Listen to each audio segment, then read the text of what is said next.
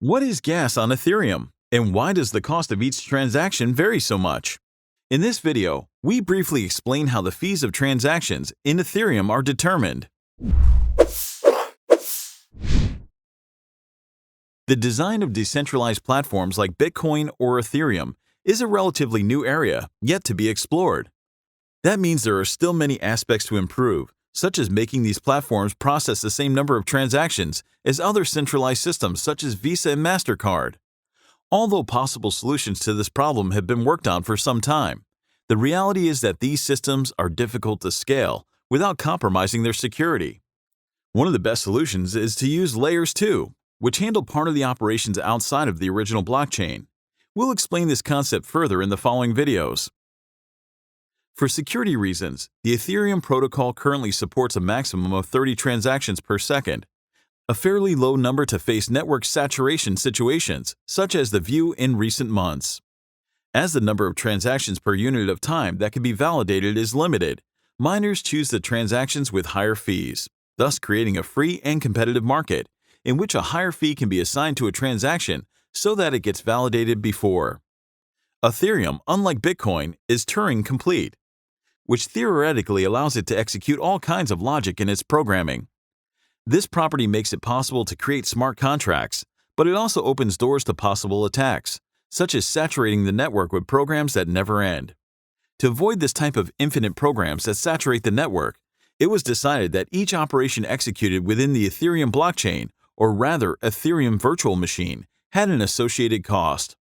That cost is measured in a unit called gas. For example, adding two numbers costs 3 gas, and making a token transfer costs 21,000 gas.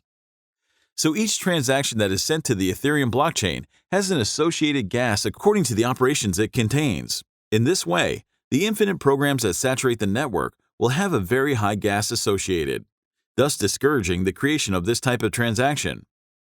The gas is actually a measure of computational effort that the Ethereum virtual machine must make to carry out said transaction. What determines exactly what the price to be paid is the GUI rate, with respect to the gas, which can be chosen by the user responsible for the transaction. The GUI is really a small portion of 1 ether. Specifically, 1 ether is equivalent to 10 raised to 9 GUI. We can imagine that gas is the amount of gasoline necessary for your vehicle to go from point A to point B, and the GUI for gas would be a measure similar to the cents per liter that we are willing to pay for that gasoline.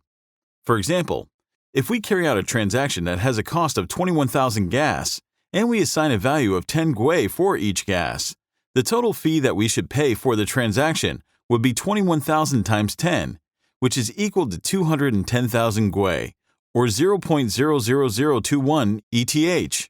Now that we understand the concept of gas, it is easy to understand why transaction fees vary so much. The miners can only process a maximum of 12.5 million gas for each block. Therefore, in periods of network saturation, the miners are incentivized to choose the transactions with the highest value of GUI compared to the gas. This creates a market for fees that varies depending on the saturation of the network.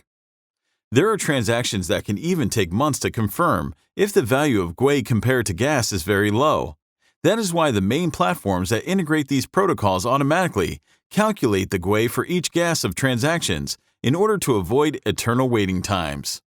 At Yielding, you can participate in a wide range of DeFi opportunities through smart contracts and start generating passive income like never before, easy and transparent. We encourage you to be part of this new revolution. Follow us and like us to learn more about DeFi. You can also visit the link in the video description to register on our platform and start generating passive income in the DeFi ecosystem.